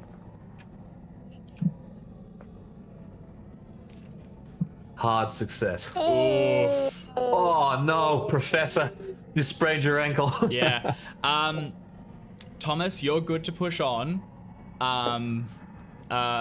Vivian, the exhaustion is beginning to cloud your mind. I mean, this hasn't just been a day of like, resting, to quote you. This has been active bush bashing and pushing through forest. You are really feeling it. And Professor, you cannot go on. You are exhausted. The 2 days have taken their toll. We better catch him while we faceplant. Chicken, Stevie's not looking so peaky. We gotta stop then. Okay. No. I'll be fine. I think we should catch him while we plan. Rest your alleys, all right? You sit down, Professor. This. I'll tell you what. Why don't you why don't you do one of your Thursday morning lectures? That always puts me to sleep. I mean, I could probably recite a sonnet if you really wanted one.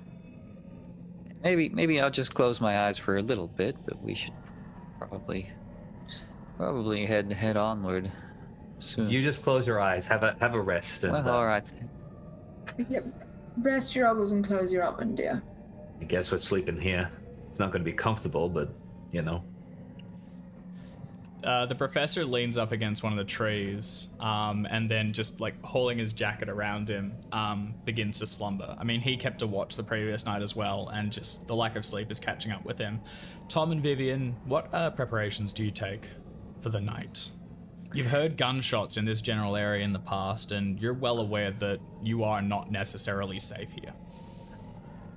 Can I make a survival check and determine what strictly necessary precautions we need to take to survive? Like, do we have to string up all our food so bears don't come? Do we have to, are we going to freeze to death in the middle of the night if we don't get a fire going?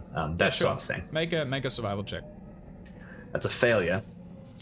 All of these are logical. I mean, you've seen and heard almost no animal presence in the entire time you've been trekking through here. You haven't seen a grub in the last few hours. As far as a fire, it gets cold at night, colder at least, but you could sleep without a shirt. It's the middle of July. Yeah, you're fine. Yeah. We bundle up, and I guess Viv, you want to split watches? We'll take half each. Sure. No, not a drama. Well. Okay.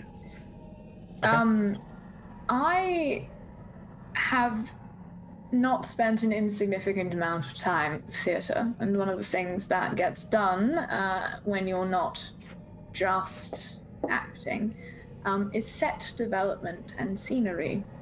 And I'm wondering if that gives me any kind of edge to moving some of the foliage around to make us a little bit less obvious. No, that's a good idea. It's a good I mean, you can just do it to a degree, you were following along a trail, you can break off a little bit and then reposition some of the things. If you wanted to go further, I could see a disguise or a stealth roll. I can give you a disguise. Yeah, do you want to go for that? Well done. There we go. It's nice to see a success on the board next to all the red from the last few rolls. There are a handful of things that Vivian is quite good at, and most of them involve theatre. Yeah. So, disguising himself or the surroundings. It's pretty good. So yeah, you reposition some of the bushes, you all go low, and no fire is lit for the night. Stephen is out like a light, and we'll say, Vivian, since you're doing that, Thomas can rest the first time and you'll keep a watch. You move bushes around, and occasionally you can hear in the far distance, like on the edge of your vision, edge of your hearing, something. It sounds like equipment or something being used. And then just when you're beginning to hand it over to Thomas, you hear an explosive boom as something in the distance explodes. You then hear nothing more, and it's muted as it moves to the trees, but something out there is acting. Either they're making a start on the dam at a very ungodly time of the night, or that poor fellow hit a tree. Damn fool crashed his car. But apart from that, you can swap over to Thomas and get some rest. Tom, for you, I will need a spot hidden check. All right, coming up. back to the fails. All right. We are rolling It's terrible, like really bad skills. This was set out for survival in the woodlands. There's a hell of a day for it. I can talk my way out of or into anything, but I cannot talk my way around trees. So, Tom, you take a watch, and over the course of the night, several times, you get that prickling feeling on the back of your neck, like you're being watched. You can never spot anything, and given that no lights have been set up, you can't make out anything more than a few feet away, but there's something moving out there, and it's careful enough to not be seen. It moves quieter than the three of you do. Hopefully, Vivian's disguise has dissuaded it from acting, but nothing comes of it. And soon the morning sun rises, and just a little bit of light begins to rise and filter through the trees down to the floor below. However, I will need all of you to make a power roll before you rise, and also everyone can restore 1 hit point if you're still suffering from damage. Perfect. Oh, good. Nice. Another failure. Nice. Nice. Is that a fumble? Oh Is my that a fumble? god. It's not a fumble because you're over It's not a 50, fumble. but it's close. All right. We're the worst investigators. Vivian, Doing you are any okay. investigating. We're doing trolling through the woods. There's a difference. Sharpening and trolling, very different activities. Vivian, you're okay. But Thomas, you find yourself in that same dream once more, gazing out upon the lake and seeing something rise from it. No penalty this time, but you experience the whole thing once again. Stephen, your dreams are plagued from the beginning. And throughout the whole night, you're tossing and turning fitfully, trying to find some comfort. There's like roots digging into you, leaves scattered around you, and you're dreadfully, dreadfully uncomfortable. Additionally, just when you think you're falling asleep, the dreams begin to change. Sorry, falling into a deeper and more restful sleep, the dreams begin to change. Yellow leaves fall slowly from thick roof of branches up above, and blades of sunlight stab down through the darkness. Ahead of you is a dilapidated log cabin, ancient and almost beginning to fall apart. The door swings open and figures emerge, advancing towards you with purpose. You want to turn and run, but you can't take your eyes off them. Your muscles strain as your brain cries out for your limbs to work, but you are powerless.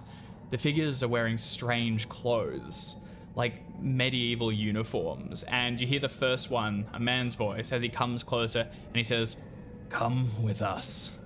Join us in his service. Embrace your new destiny and bask in his eternal glory."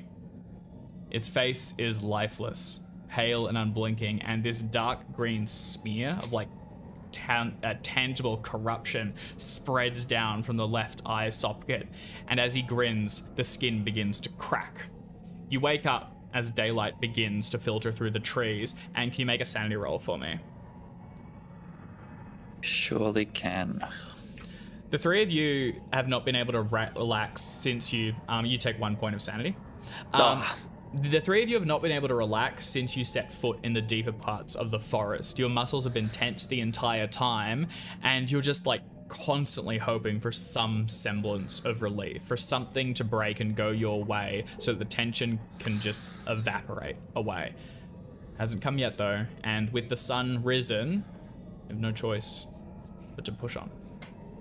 I want to have a quick check. I can make a track check around our camp and try and figure out who was watching us. Yeah, make a track roll.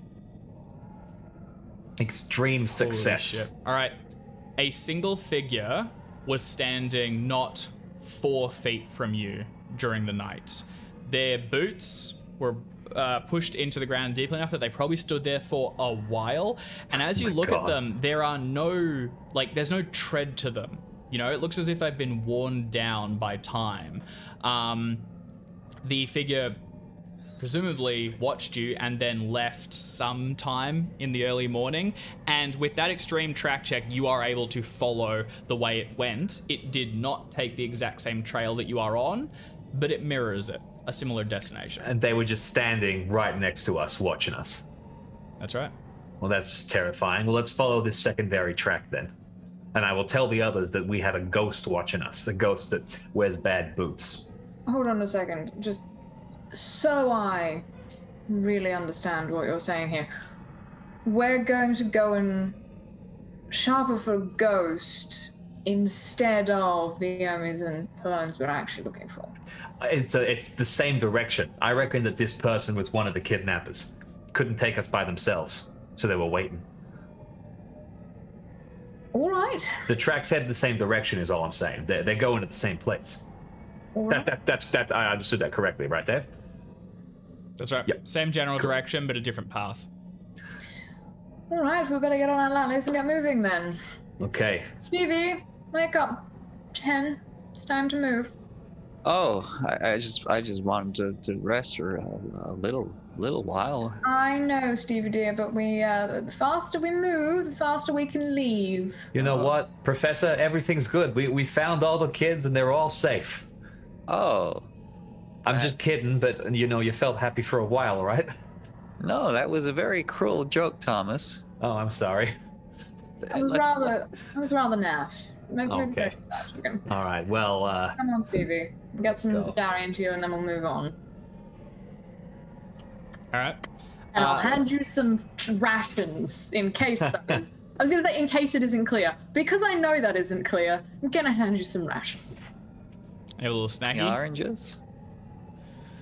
Unfortunately, plumb out of oranges. I'm so sorry. I got lemons. I got every other kind of citrus. There'll be no scurvy on this trip. Absolutely. So, the three of you break through the woods and pick up this second lighter trail. You follow it through for half an hour, pushing towards an hour, when it begins to open up, and you can see before you are standing on a raised section, looking down at a lake below you. It's large. It'd take, a small boat to get across. And down further along the shore, you can see where this trail seems to head down to. There are 4 cabins, modern ones, which have been erected along the side. And you can see little specks of figures moving amongst them, presumably the reservoir, where they are setting up to create this new water supply.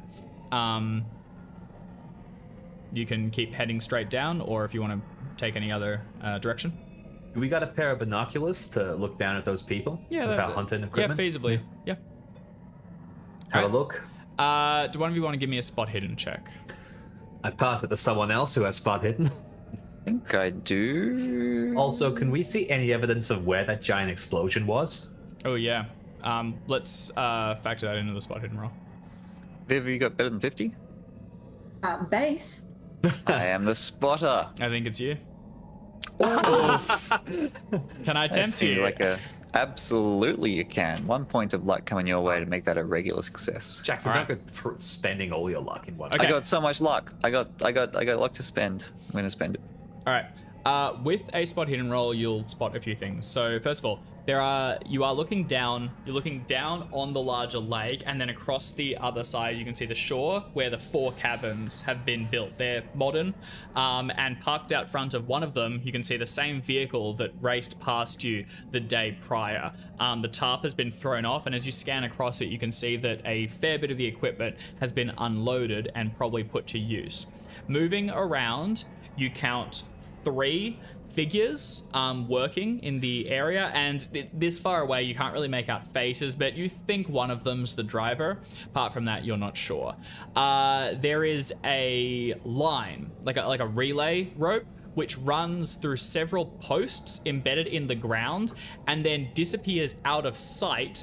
But as you're watching, you see like a of dust and dirt being flung up into the air, where presumably that explosion happened last night as well. The figures come back around the corner from working it and then head over with like wheelbarrows and equipment to unload the dirt and reposition the stones and rocks. The other thing you notice is along the edge of the lake, on the far side, almost hidden amongst the trees where they brush up right against the waterline, you can barely make out 4 stakes which have been driven down into the ground. Thick, heavy poles, and strung up along them, as if lashed like pirates at sea, are 4 figures. One of them wears a shirt which you recognize the Miskatonic University colors in. Presumably these are your students, but from this far away, it's hard to pick out any further details. What in God's name? Well, we certainly got caught up with them. Strung up and tied up, and it looks like this son of a bitch in the car was working with them. Well, it's a good thing he only saw one of us. Look, they're heading down into that, like, wherever they're doing the mining, right? Now's as good time as any. Let's try and get close. Let's try and, I don't know, do something. I think you're right. I think now's the time to act. So. We can't even start blasting now, because if we start firing off shots, drawing people to the quarry, people will just think it's work at the quarry. Quarry. So sorry. The stakes on the other side are not near where the work is happening. They are not right next to you, but they are close. It's about, 5-10 minutes on foot to get to them. Have there been multiple explosions?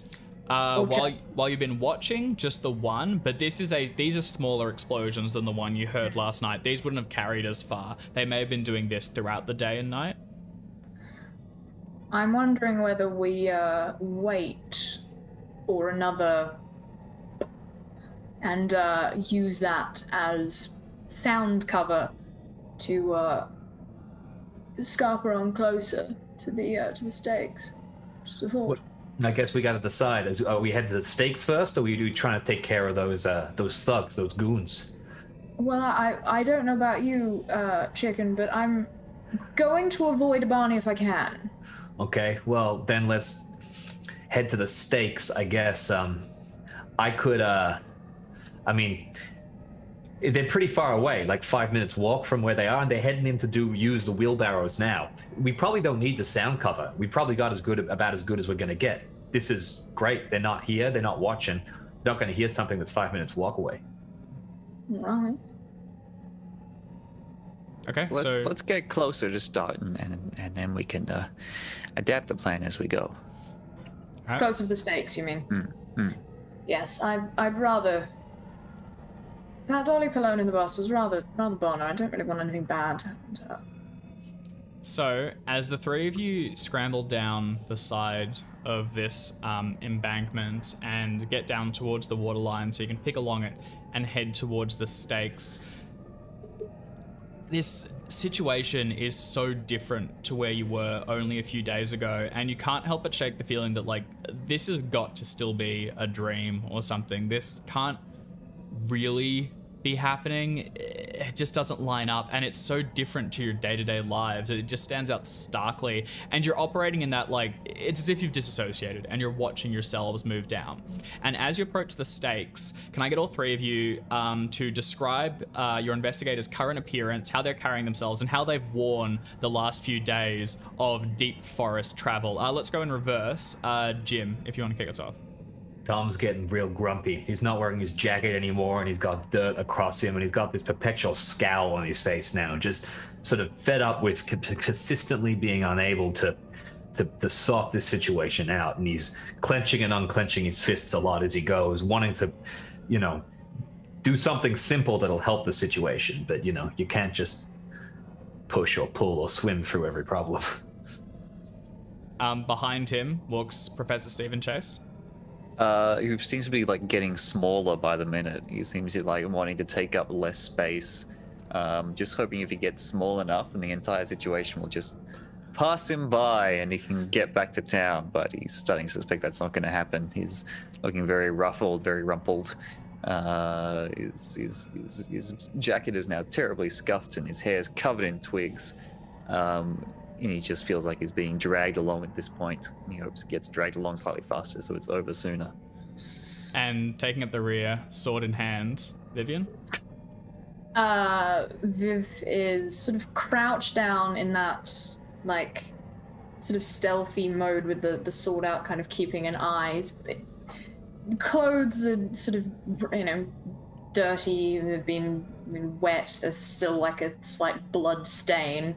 I actually think Viv is still holding himself with an air of confidence. Whether or not he feels it is another matter, but he still has that air of, like, confidence, but there's an intensity behind it now, as opposed to the sort of, like, frivolity that he generally holds himself with. He's focused on getting to those students, so. You carry yourself maybe a little bit better than the others, but you're I'm good feeling at it. acting. Yeah, that's exactly it. And as the three of you walk along the shoreline, the large lake on your right, deep inside it, something pulses. You get to the stakes, and there are 4 students tied up against them. Their hands have been lashed behind the other side of the pole, and plunged through their chests are these large, glistening, metallic spines. You recognize Becky, Peter, June, and Harry, and they've been placed just far enough apart that they can't really, like, touch one another or reach out to find comfort. As you get closer, you can see that 3 of them have lapsed into, like, an unconscious state, but they're not quite dead. There are occasional little, like foam which builds on the edges of their mouth, or blood which sprays down towards the ground in front of them as a heaving cough goes through their body, and the large spine plunged through their center, like, twists a little bit in anger. The only one still even remotely conscious is June Mulligan, who, as the 3 of you approach, like, cranes around to look at you, and you can see she's got, like, a black bruise along the side of her jaw where she was probably socked, and the blood that's trailing down from this spike is staining her dress. She's twists and tries to see, and she can't make out who you are. She gets who is it? Dolly Pallone, darling, just Jesus. We gotta get him down. We gotta get him down real quick. Can I rush over and start to try and cut people down? gonna get the. Don't touch it. Okay, we won't touch it.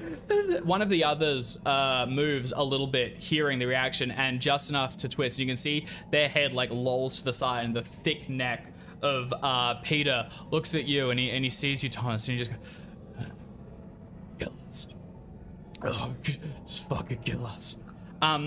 June looks towards you, Vivian, and as you're closer to, like, slice at the rope, she tries to stop you, but her hands, like, find yours, and she holds on to you with her fingers from behind. She says, they took us in the night.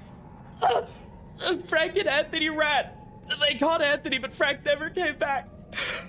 They held us over by the hole in one of the cabins. There's a girl in there as well. I don't know what they want, but there's something in the lake, and it's getting closer. We heard it in the night. There's something terrible, and they're dead. The ones that took us, they're all dead, but they won't stop moving. And they won't stop hurting us. Please! Take out the spines! Kill us! Kill us! And she, like, lapses into sobbing tears. Peter lolls forward, and you can see dribble beginning to fall out from his mouth, which drops into the sand below. And June just begins sobbing, snot falling out of from her nose to mix with spit and blood dropping down to the floor. And the spine in front of her, like, twists again. What are the 3 of you doing? Thomas, darling, I'm going to need a bit of help here. What do you do? What do you need? Did she say remove the spine? Cool. Thomas, and this is the only time Viv has called you Thomas. I'm going to need you to pull that out on my count. Okay, we'll get him down. Professor, be ready with first aid. Anything you can do. No, Got some bandages. Thomas, listen to me. We're going to do this on the count of 3, and none of them are going to be living after this because they have told us not to. What? No. That's not what we're here to do. We're here to take them back in one piece. That's what we're gonna do. We just got to get him down. We just got to get him down. They're not feeling great, and that's okay. We'll just get them down. We'll get them patched up, and we'll get them home. Actually, don't listen to that. And I should have flagged this. Everyone make a sanity check, because that might affect how we're reacting to the situation. Absolutely. I should have done that first. Fail from me. All right. Failed, not a terrible fail. The successes are going to be a D3. The failures are going to be a D8. Nice. Oof. Oh. Now, interestingly, I've had the character. Oh my god! Ooh. Wow. Two maxes. All right. That also. No, all three. All three. All rolled three max. were max. Also, that does put me over my limit for the day. Yeah. Oh man. Me too. I am indefinitely and You know what? Temporarily insane. I reckon actually, let's park the session there with June screaming for you to kill them and remove the spines, as Vivian and Thomas are both, we'll discuss this after, going to have a bout of madness, and Steven is the only one still in control. Somewhere in the lake, something pulses, and out by the cabins, there is another explosion as whatever work they're doing continues and presumably nears its end. But that's where we're gonna have to leave this session, and we will pick it up next week. Same time, same place, same etc. Thank you all for playing, and thank you viewers for watching. We're all gonna die. Oh yeah. We're was playing. hoping. We're out of pulp now. There's a good chance we lose a couple of investees here. All right. dear. So, Enjoying Viv. sorry. What did you say? Said I was enjoying Viv. Well, we'll see if they survive. They can always have a little batch in a sanatorium or a hospital or something. See if that brings them back together. All right, so we will be back next week at the same time. But in the meantime, if you want to check out some more Chaosium content, the White Bull campaign will be streamed later today, our time. I think that's tomorrow everywhere else in the world. But I should note that that's actually changing schedules, and in the future it will be on Mondays at the same time that we play this campaign. There'll be some posts and things about that, so you can see that. It'll be on Twitter, and I think during the stream we'll have a note as well. Also, all of these videos go up on YouTube, so you can catch up there. And I think that's all. So thank you for playing. Thank you for watching, and we will see y'all soon.